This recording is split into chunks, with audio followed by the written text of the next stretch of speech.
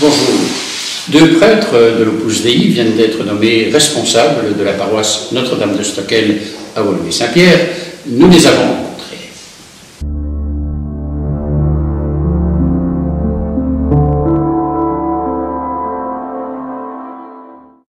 Bonjour. Deux prêtres de l'Opus Dei viennent d'être nommés responsables de la pastorale à Notre-Dame de Stockel à Woluwe-Saint-Pierre. Il s'agit de Jacques Lérens, il s'agit de Étienne Montero. Alors, vous êtes nos invités, merci beaucoup, mais je crois qu'avant l'Opus Dei, il y a eu toute une carrière professionnelle pour l'un et l'autre d'entre vous. Alors, s'il fallait parler de cette étape, je dirais Jacques, d'accord, pardon. Eh bien, moi je suis né à Gand, et puis j'ai fait toutes mes études à Gand. Mes écoles primaires, secondaires. Ensuite, j'ai étudié la médecine, et je me suis spécialisé en égorgerie. Et je connais en fait l'Opus Dei depuis que je suis étudiant. Ah oui. Donc ce n'est pas après mes études que j'ai connu l'Opus Dei ou que je me suis engagé dans l'Opus Dei, mais en tant qu'étudiant, j'ai connu l'Opus Dei et ça m'a botté directement. Mais tu as eu une pratique professionnelle dans le milieu médical, sans être engagé à l'Opus Dei à ce moment-là? Oui. Donc pendant mes études, il y avait 7 ans de médecine à étudier avant. En 4e, 5e, j'ai découvert la vocation et je me suis engagé. Et donc, la fin de mes études et ensuite ma spécialisation en égorgerie, pendant ce temps-là, j'étais donc membre de l'Opus Dei déjà. C'est ça. J'opérais, j'avais des consultations pendant 5 ans et ensuite je suis allé à Lyon pour faire ma formation de sacerdotat. C'est ça. Ce qui permet de préciser qu'on peut être de l'Opus Dei sans être prêtre. Tu l'étais comme laïc à ce moment-là. C'est ça. En fait, 95% environ des membres ne sont pas prêtres. Alors, Étienne, quel chemin toi? Alors moi, je suis né à Bruxelles et j'ai étudié dans une petite école paroissiale, les primaires, et puis au collège Saint-Pierre à Uccle, les études secondaires, et ensuite j'ai fait les études de droit. Et alors, moi j'ai aussi connu l'Opus Dei vers la fin de mes études secondaires, donc c'est un ami qui m'a amené, et c'est un peu là que j'ai découvert un peu la foi, que j'ai commencé à prier, et donc dans la foulée, et que j'ai vu, je pense qu'on va y revenir, que j'ai vu ma vocation à l'Opus Dei. Donc à nouveau, comme disait Jacques, la grande majorité des fidèles Opus Dei sont des laïcs. Oui. Il n'y a que 2% de prêtres, en fait, au Opus Dei, qui est répandu dans pas mal de pays, sur les 5 continents. Et donc, après ça, j'ai fait des études de droit. Et puis, j'étais assistant à l'université de Namur. Oui. À l'époque, il n'y avait pas de doctorat possible à Namur, donc j'ai fait mon doctorat en droit à l'UCL. Et puis j'ai fait une carrière académique. C'est ça. À Namur. Une carrière académique qui a fait que tu as été recteur de la faculté de droit. J'étais 2 mandats, c'est juste. Oui, j'étais doyen de droit 2 mandats. Et j'étais professeur invité aussi dans d'autres universités, à l'UCL. J'ai fait pas mal de missions aussi d'enseignement universitaire dans pas mal de pays d'Afrique, etc. Voilà. Partie académique importante. Oui, donc j'ai fait une carrière académique classique, donc avec des directions de thèse, des publications, des colloques un peu partout, l'enseignement, beaucoup de contacts avec les étudiants, les chercheurs, les assistants, une carrière classique. J'ai presque toujours eu des charges. J'ai été directeur de département, vice-doyen, doyen, ça. Et alors, vous êtes entré, si on peut dire ainsi, à l'Opus Dei, déjà pendant plutôt votre carrière professionnelle dont vous parlez. Comment est né à la fois ce lien avec l'Opus Dei, qui était assez tôt, je crois, comme vous le dites, et la vocation qui en est née? Alors, disons que, en effet, c'est une vocation. Donc, disons que comme toute vocation, c'est un peu un mystère. Je dirais pas vocation est un mystère à mes propres yeux. J'aime beaucoup le titre d'un livre de Jean-Paul II à propos de la vocation, don et mystère. Je crois que c'est avec les années qu'on découvre davantage que c'est un don, qu'on a reçu vraiment un don. Et la vocation est un peu un mystère, c'est-à-dire que j'avais d'autres plans dans ma vie, et puis Dieu fait irruption dans ma vie, et je sens un appel.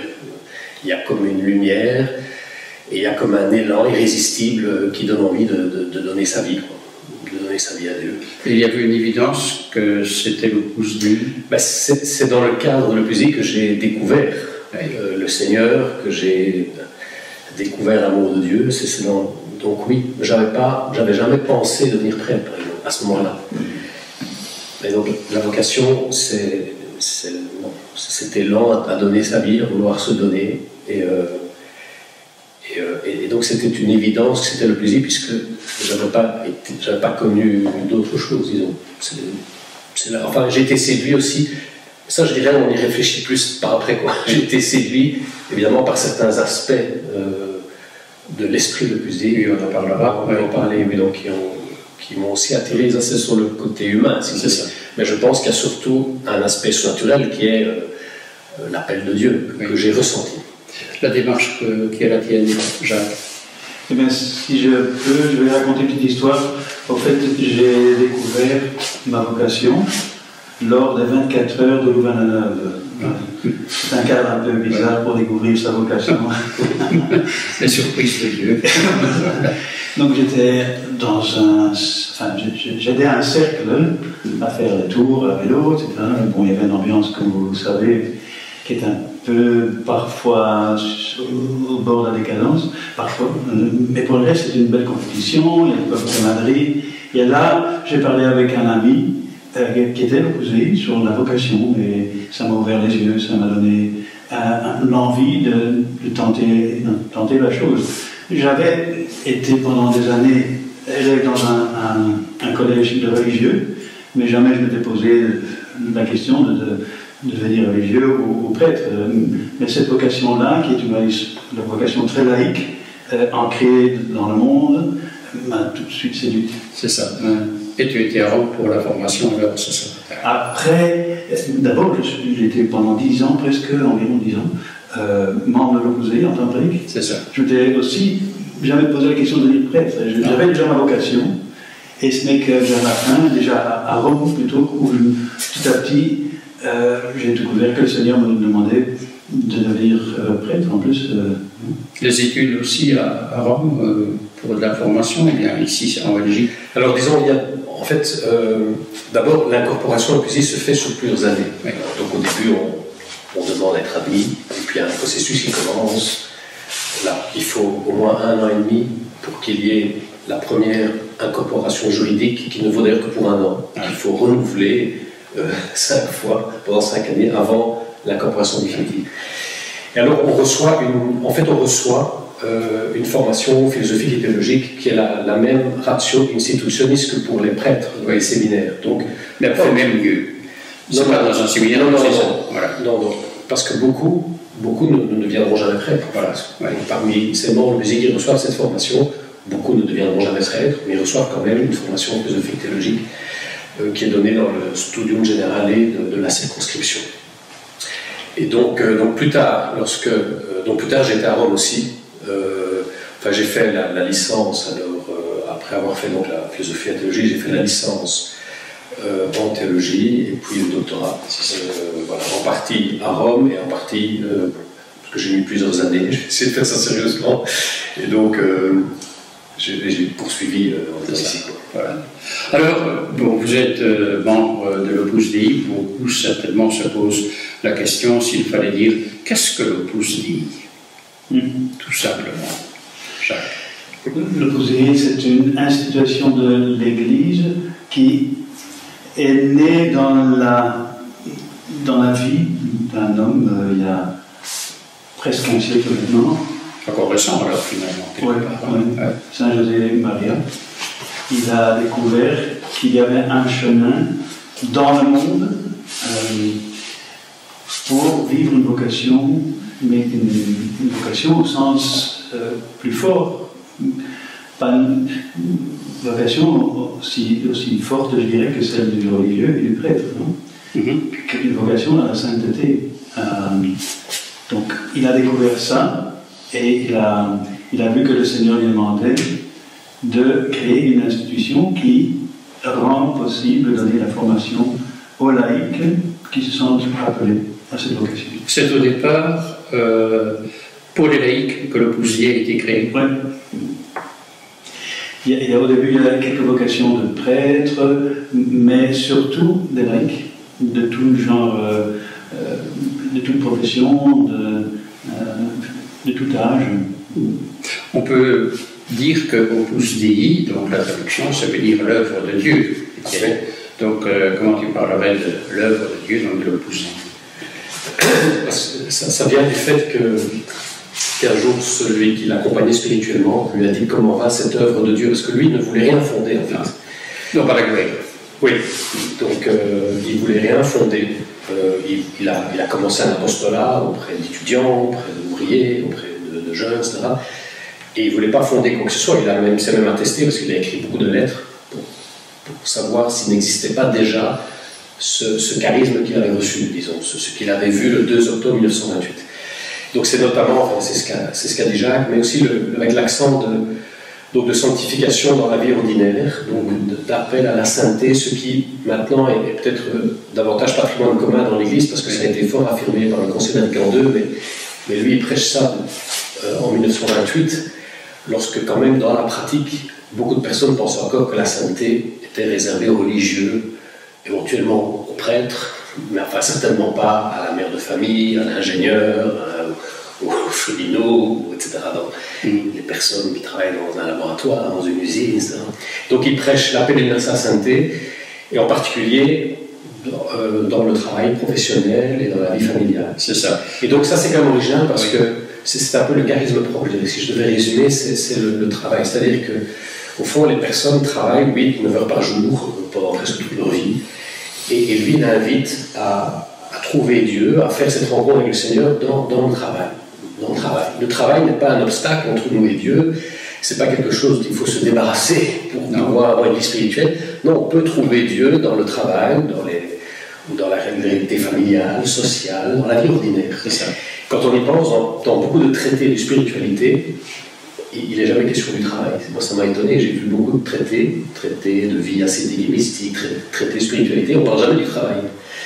Et donc, voilà, l'accent est mis là-dessus. C'est la signification du travail. Ce qui signifie beaucoup de choses. C'est ça. On peut pas expliquer en quelques minutes.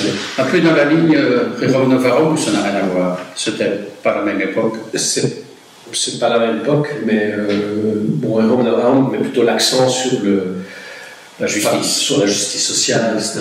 Bon, il y a de ça aussi, bien sûr, parce qu'un aspect de la sensation du travail, c'est bien sûr l'exercice des vertus dans le milieu professionnel, donc la justice en particulier, de vouloir résoudre les grands problèmes du monde, aussi à travers la compétence professionnelle. C'est ça. Et donc voilà, c'est l'idée d'une spiritualité du travail, qui est quand même un peu le cœur. On peut dire donc spiritualité du travail, on parle aussi de spiritualité, à la fois le travail et alors la dimension de sainteté. On peut dire que ce sont les deux pôles importants de l'Opus Dei. Oui, rechercher la sainteté dans nos circonstances professionnelles, sociales, matrimoniales, je dirais, si c'est le cas. Donc ça c'est l'essence de la vocation de l'Opus Dei. Donc cette vocation nous mène à embrasser le monde, à aimer le monde dans lequel nous nous trouvons, et en même temps tâcher d'embrasser Dieu qui est là, présent dans le monde. Donc être à la fois de plus en plus ancré dans les réalités de tous les jours et en Dieu. C'est ça. Découvrir que notre vie est pleine de petites choses qu'on a bien soignées et pleine de Dieu. À la fois. Donc, c'est pour ça que notre fondateur insistait beaucoup sur l'unité de vie. Être à la fois très ancré dans les choses, bien les faire, bien les terminer, bien les prendre à cœur et ancré en Dieu. C'est ça. C'est pas évident, bien sûr. Non, bien sûr. Oui, c'est ça l'objectif. Ça vaut la peine. Et il y a beaucoup de gens qui s'enthousiasment, des gens qui ont une vie qui leur semble ordinaire.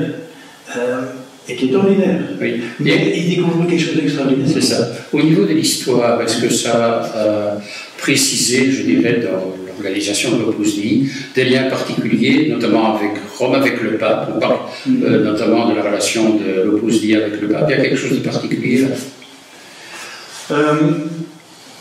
Je ne crois pas qu'il y ait quelque chose de particulier. Souvent, c'était, si je puis me permettre, Oui. parce qu'en fait, le puzzle est configuré juridiquement comme prélature personnelle. Oui. Et souvent, on a compris prélature personnelle du pape. Oui. En réalité, c'est pas tout ça que ça signifie. Donc, le puzzle a toujours dépendu d'une congrégation romaine. En l'occurrence, pendant des années, le puzzle dépendait de la congrégation pour les évêques. Maintenant, pour la congrégation pour le clergé, depuis la réforme et la réforme de la curie romaine. Mais donc, ça prélature personnelle veut dire, si vous voulez, c'est l'idée d'un critère personnel plutôt qu'un critère territorial. C'est ça. Donc, un diocèse est organisé au niveau territorial ou une administration apostolique. Le puzzle n'est pas défini par rapport à un territoire, mais par rapport à un objectif pastoral. Mais est-ce qu'au niveau des conséquences, par exemple, là vous êtes nommé à Notre-Dame de Stockel, ça veut dire que votre responsable, pour le dire ainsi, n'est pas directement l'évêque diocésain, mais on va dire à Rome? Non, pour une mission comme celle-ci, Ouais. nous sommes entièrement sous la responsabilité de l'archevêque. Ah oui, d'accord. Ah oui, ça c'est clair. Donc, en réalité, tous les fidèles épousiles, la vocation de l'épousible ne change pas la situation du fidèle, ni dans le monde, ni dans l'Église. C'est ça. D'habitude, il gardera son père confessionnel, il changera, mais selon lui. Et il est toujours dans la même paroisse, il dépend du même évêque diocésain. Alors, c'est pour les engagements supplémentaires qu'il prend dans le puzzle qu'il est sous la juridiction du prélat du puzzle. C'est ça. Mais sinon, un fidèle du puzzle, il est sous la juridiction de l'évêque diocésain. Alors, nous, évidemment, ici, on reçoit une mission de l'archevêque de Maine-Bruxelles. Bien sûr, nous n'aurons de compte à rendre qu'à l'archevêque de Rennes et à l'archevêque. Ça, c'est clair que le puzzle ne va pas du tout se mêler. Non, d'accord. Non, c'est ça. Alors, l'histoire a fait qu'il y a des pratiques que l'on connaît, il y a des pratiques particulières, je dirais, qui sont celles de l'Opus Dei. Vous pourriez en dire un mot? Je crois qu'on vise dans toute la tradition de l'Église. On ne fait pas des choses très particulières. On met peut-être plus l'accent sur un accompagnement pastoral des personnes. Par exemple, un prêtre dans le Pouzerie prêche beaucoup et écoute beaucoup. Il a des conversations avec des personnes qui tâchent de guider tous les laïcs de l'Opus pour commencer, qu'il faut aider avec l'accompagnement spirituel, quelques sacrements, mais surtout l'accompagnement spirituel, la formation. Et puis d'autres personnes qui s'approchent de l'Opus qui ne font peut-être jamais, qui ne seront jamais membres de l'Opus, mais qui sont intéressés par le charisme. Peut-être alors, par rapport à tout cela, quelques questions, je ne dis pas qui fâchent, mais enfin, on les entend quand même. L'Opus a quand même été considéré, même au niveau de l'État belge, comme une secte, quelque part. Alors, comment est-ce que vous réagissez par rapport à une telle accusation, qui est quand même grave, quelque part, dans ce qu'était le jugement porté? Disons que moi, je crois que l'Opus gagne à être connu, et surtout connu à travers leurs membres. Quand moi je suis devenu l'Opus, certaines personnes de ma famille m'ont dit attention, j'ai entendu ceci ou cela, c'est un aspect sectaire. Bon, ok. Je crois que cette idée a disparu au fur et à mesure qu'ils m'ont vu évoluer dans l'Opus. Une fois qu'on connaît. Il y a une liberté fondamentale. Oui, ils ont vu que j'ai ma liberté, que moi je fais vraiment ce que je veux, c'est ça. Et c'est voilà. Par rapport à cette question, il y a aussi des connotations juridiques, on peut le dire. Oui, moi je dirais que j'ai un peu eu la même expérience, c'est-à-dire quand j'ai connu le puzzle, c'était un ami qui m'a amené pour la première fois, on m'a aussi prévenu, mis en garde, etc. Et je m'étais dit, je vais attendre de voir si ce qu'on me raconte se vérifie. Et donc j'ai vu un climat de liberté, un climat chaleureux, j'ai pu poser des questions, obtenir des réponses. Et je dirais que parfois les personnes qui écrivent qu'il y a des dérives sectaires, etc., sont des personnes qui souvent n'ont pas connu le puzzle, n'ont jamais été dans un centre de puzzle, n'ont pas connu des personnes. Et au contraire, ceux qui connaissent sont un peu toujours étonnés de ces critiques. Oui, c'est ça. Ce sont ceux qui connaissent et qui viennent très volontiers recevoir la formation, recevoir un accompagnement spirituel, ne se retrouvent pas dans ces critiques formulées par des gens qui finalement n'ont pas une expérience de première main. Pour en prendre une autre qu'on entend parfois, on dit parfois qu'entrer, oui, à l'Opus Dei, mais qu'en sortir est compliqué. Est-ce que c'est juste? Moi, je dirais que, enfin, en tout cas, ce que disait notre fondateur, c'était qu'il devait être difficile d'y entrer, et donc on fait réfléchir les personnes, on les fait attendre, etc. Il fallait pousser la porte. Un discernement. Il fallait un discernement. Par contre, objectivement, c'est relativement facile d'en sortir, puisque les personnes de poésie sont dans le monde, ont un travail professionnel, gagnent leur vie. C'est quand même plus facile de quitter que si on est peut-être dans un couvent sans avoir eu une expérience. Ouais.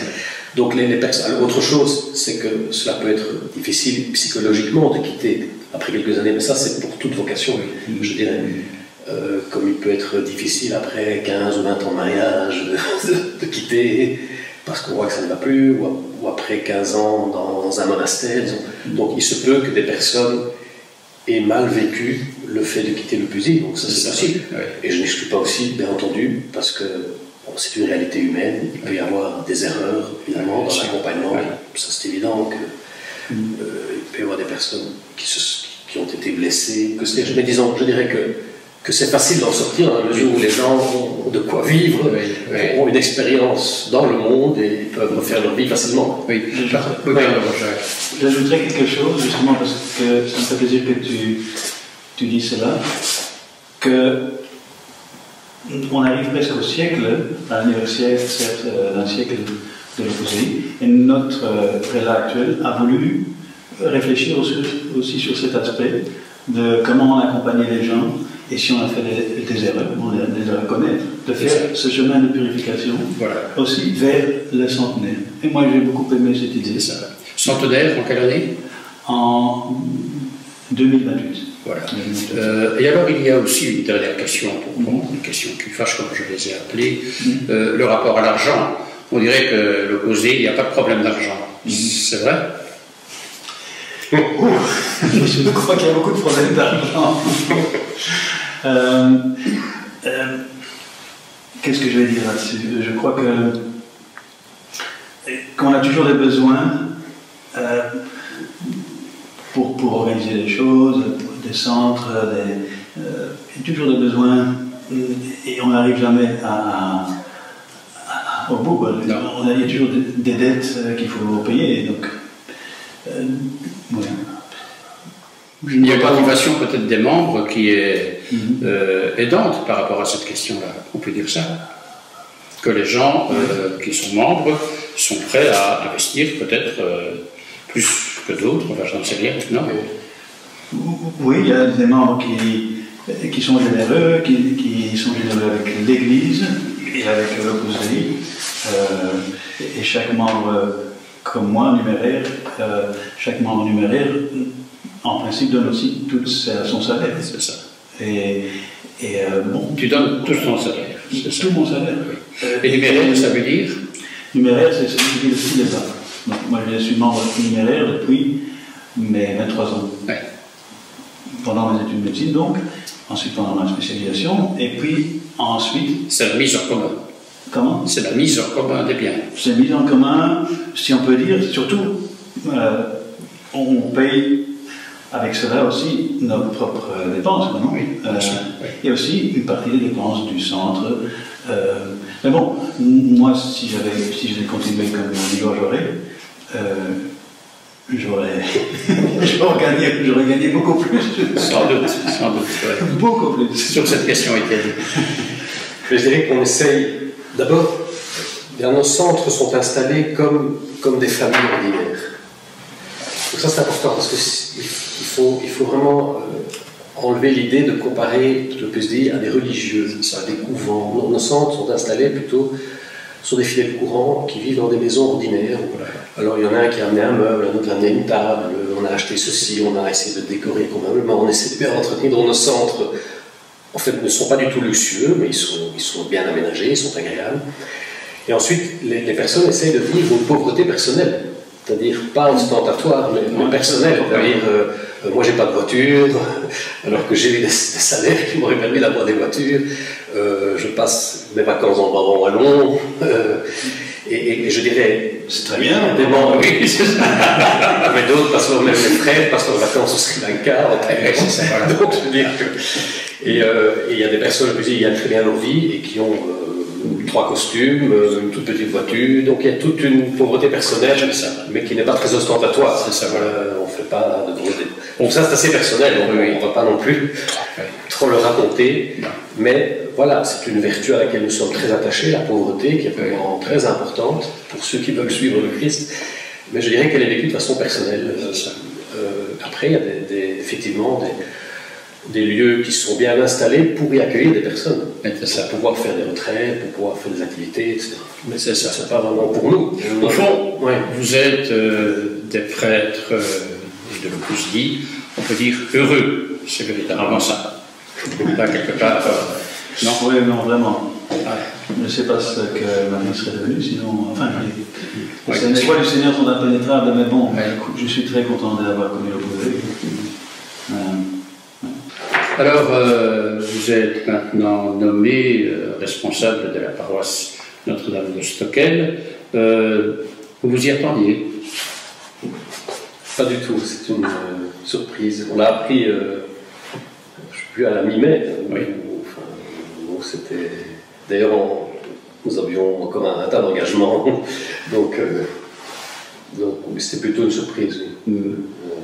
Qu'est-ce que cette surprise vous inspire, Jacques? J'ai eu beaucoup de contacts avec des prêtres collègues qui sont dans une paroisse. Il y a d'autres prêtres de l'Opus Dei dans des paroisses?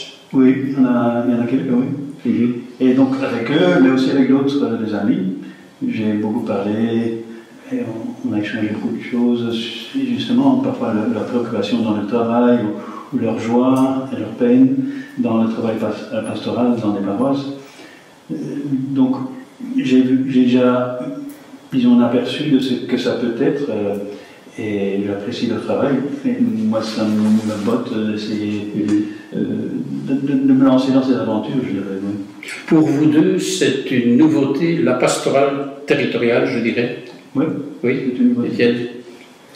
Disons, disons, on a une activité pastorale depuis qu'on est prêtre, de donner la formation, de prêcher, d'accompagner les personnes, d'administrer le sacrement du baptême, de marier des personnes, de célébrer les funérailles. Évidemment, ici, ça va s'intensifier dans un cadre paroissial. C'est ça. Donc, on a une expérience un peu plus limitée sur ce qui est propre de la pastorale paroissiale. Donc, oui, funérailles, c'est plutôt occasionnel, ou un mariage, c'est parce que c'est des amis, ou dans mon cas, des anciens étudiants ou étudiantes qui me demandent. Mais enfin, on a un peu d'expérience, mais ici, on va entrer, disons, de plein pied dans la pastorale paroissiale. Ça, c'est un peu nouveau pour nous. Alors, c'est vrai qu'il y a des paroisses qui sont confiées à les prêtres de l'Opus dans beaucoup d'autres villes d'Europe. Donc, c'est pas du tout nouveau. À Amsterdam, à Cologne, à Vienne. Oui. Et alors, on a lu dans la nomination que vous êtes nommé à mi-temps. L'autre mi-temps, c'est... Donc, en fait, chacun d'entre nous va continuer, il va garder certaines de ses activités. Le mode étudiant à Leuven pour toi, Jacques, c'est ça? C'est ça. Je suis témoigné d'étudiants à Leuven, dans une ou deux résidences de l'Opus Dei à Leuven. Je vais continuer en partie mon travail là. Oui. Je considère cela, en fait, comme une de mes deux paroisses. C'est ça. Donc, je continue mon travail là. Mon travail pastoral là. Il y a pas mal de gens avec qui je parle déjà, je ne vais pas les laisser du jour au lendemain. Je vais continuer avec eux. Et ensuite, je vais me centrer bien sûr sur Stockel à mi-temps ou un peu plus. Et je vais, à fur et à mesure, je vais un peu voir ce qu'il faut intensifier, comment je peux m'arranger. C'est toi qui seras administrateur paroissial selon le jargon de l'Église. Oui. Voilà. Et toi, par rapport à l'autre habitant? Donc moi, je m'occupe surtout de... Moi, c'est à Bruxelles. Ah oui. Donc en fait, c'est pas très loin de Stockel. Tu as 10-12 minutes. Où là, je m'occupe surtout de jeunes entre 15 et 18 ans. Je m'occupe de jeunes étudiants d'écoles supérieures, d'universités, etc. Et je m'occupe... Enfin, il y a pas mal de jeunes professionnels aussi. Et donc, je vais aussi continuer ce travail. Et puis on verra, enfin, comme disait Jacques, on verra comment on va ajuster les choses avec la pratique. Donc, bien sûr, comme c'est un peu nouveau, on n'a pas encore pu beaucoup se projeter. Donc on verra comment on s'ajuste.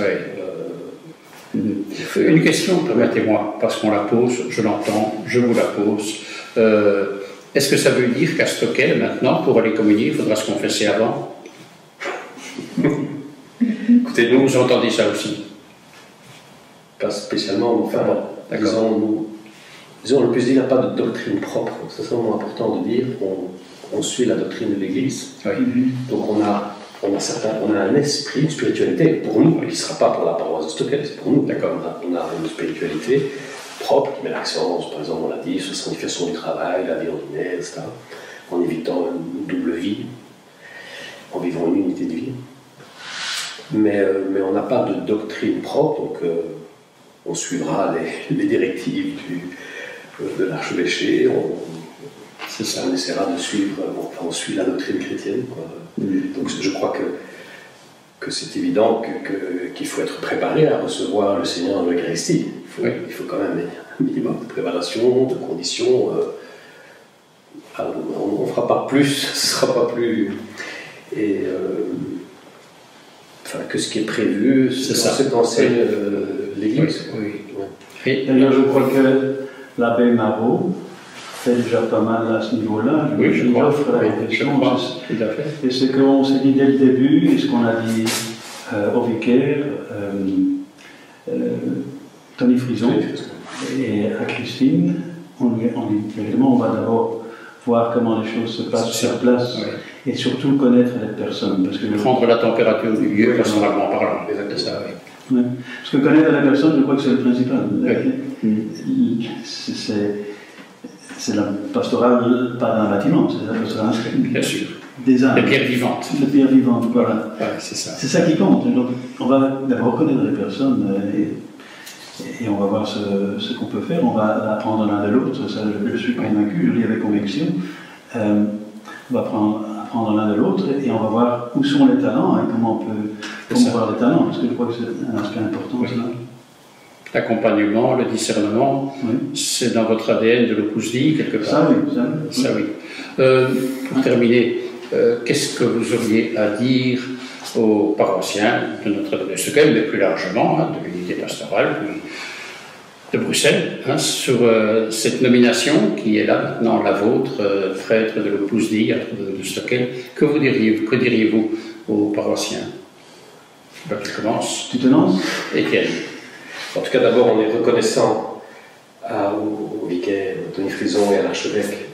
C'est une marque de confiance de nous confier cette charge pastorale. Donc, on est reconnaissant de cette confiance. C'est important de le dire. Oui, on espère être à l'auteur. On est content de pouvoir ainsi servir de cette manière le diocèse, puisque c'est ce que souhaite l'Opus Dei, c'est de servir l'Église.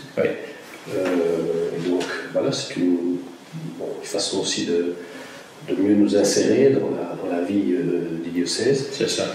Et alors je dirais que nous comptons beaucoup sur la collaboration de celles et ceux qui sont déjà engagés dans la pastorale à Stockel. Nous on a l'habitude, c'est aussi notre charisme de collaborer avec des laïcs, dans des fidèles laïcs. C'est vraiment donc on a l'habitude et on voudrait vraiment pouvoir continuer à s'appuyer sur eux pour tout ce qui est déjà en route d'ailleurs, les catéchèses, le suivi des catéchumènes, les préparations à la confirmation. Donc voilà, on compte beaucoup sur le dynamisme des équipes qui sont en place. Jacques, quelle était la question? Qu'est-ce que tu dirais aux gens de Stockel, mettons d'autres aussi, par rapport à votre arrivée? Quel message tu veux leur laisser? Eh bien, moi je dirais être de bons disciples et amis de Jésus-Christ. C'est ça le but. De bons disciples. Et je crois qu'il y a tout un... Puis je suis en train de lire le livre de James Mellon sur le renouvellement des paroisses, de passer d'un maintien des paroisses pour l'évangélisation. Et ça m'inspire beaucoup, je dirais. Il met beaucoup l'accent sur le fait d'être vraiment disciple de Christ, de le suivre, de l'aimer, de connaître, d'aimer. Et je crois que ça, c'est le but pour tous. Non? Et j'aimerais bien que ce but soit très clair, reste très clair et soit très clair pour chacun. C'est un message simple, mais important, je trouve. Je crois. Et bien voilà, merci de nous avoir ainsi ouvert à ces perspectives nouvelles. Je vous le rappelle, la paroisse Notre-Dame de Stockel, avec deux prêtres de l'Opus Dei, Jacques Lérens et Étienne Montero. Alors, l'occasion, ce sera de les rencontrer très prochainement, bien sûr, de vivre cette expérience nouvelle au niveau paroisse, avec déjà tout ce qui s'y vit et tout ce qui peut se prolonger. En tout cas, merci de votre écoute. Je vous fixe rendez-vous pour un nouveau rendez-vous de Signe des Temps. Au revoir, à très bientôt. Merci beaucoup.